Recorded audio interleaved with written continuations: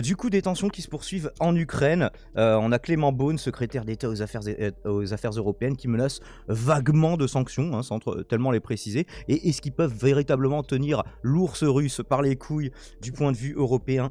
Je ne sais pas. On a un article de Marianne qui en parle ici, que je partage devant vos yeux ébahis. Et vous n'êtes pas obligé de vous abonner à des trucs, et vous pouvez faire un clic sur la petite croix, tout simplement. Si vous ne souhaitez pas en voir davantage. Clément Beaune prêt à prendre des sanctions contre l'Union Européenne et la Russie. Donc je ne sais pas si... C'est normal en Russie. Petit spoil, Lisande n'entend pas à cause d'un problème technique qui a retardé le live et qui fait qu'il n'entend pas mes samples. Donc il est très triste, mais il se doute de quel sample j'ai utilisé. Alors, on avait notamment voilà, la déclaration justement sur Twitter de Beaune qu'on va écouter ensemble. Du coup, Lisandre, je ne sais pas s'il faut que j'essaye de mettre mon écran. Je le mets de mon côté, t'inquiète. Ouais. Non, j'écoute de mon côté. D'accord. Mets-moi le lien.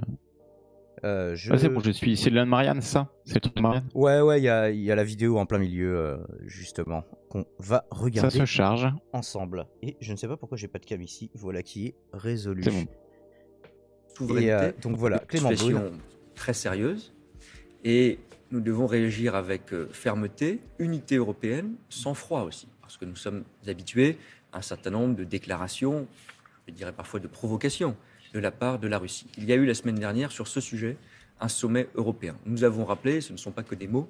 À savoir que la Russie parle aussi de provocation, mais du côté ukrainien. Donc tout le monde parle de provocation de part et d'autre. Notre attachement de tous les Européens, jamais en des termes aussi clairs, à la souveraineté et à l'intégrité territoriale de l'Ukraine.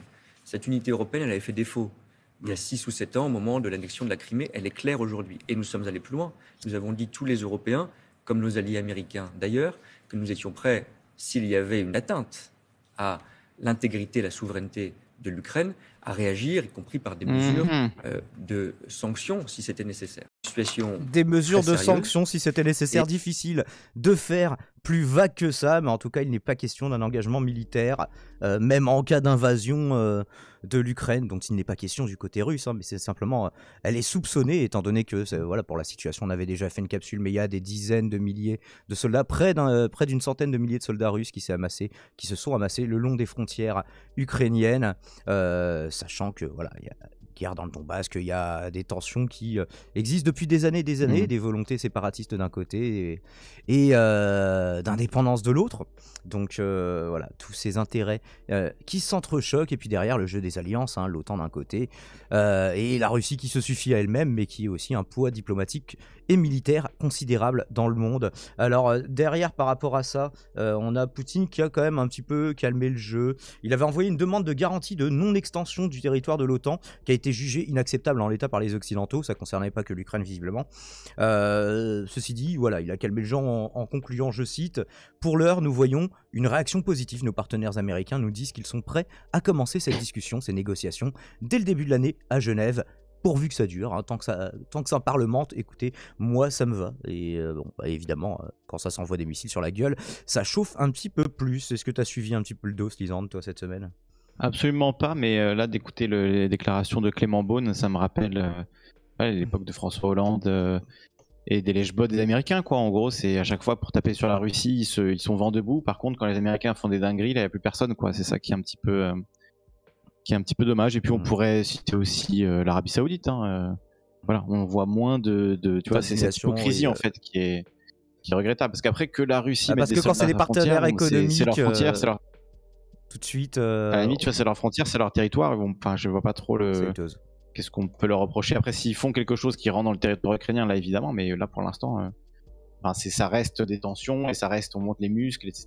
Parce qu'il y a une énorme zone de tension dont les Américains ont bien mis le couteau dans la plaie en Ukraine, on fout bien le bordel, et on sait bien les financements obscurs de groupes nazis, etc. Donc pour foutre la merde dans la région. Donc c'est ce qu'on disait la dernière fois, mais les gens m'avaient reproché justement d'être trop tiède, de ne pas pouvoir en partie. Parce que c'est ça qui est un peu ironique. Prendre, en fait. La dernière fois, quand j'ai publié la pastille, il y a des gens qui disaient « Oui, vous êtes vachement alignés sur les intérêts américains, vous êtes pro-système et tout. » En fait, on relayait ce qui se disait dans les deux camps. Hein, donc après, tu peux jamais être dans la neutralité, mais quand tu relais les deux propagandes, t'as quand même fait ton boulot.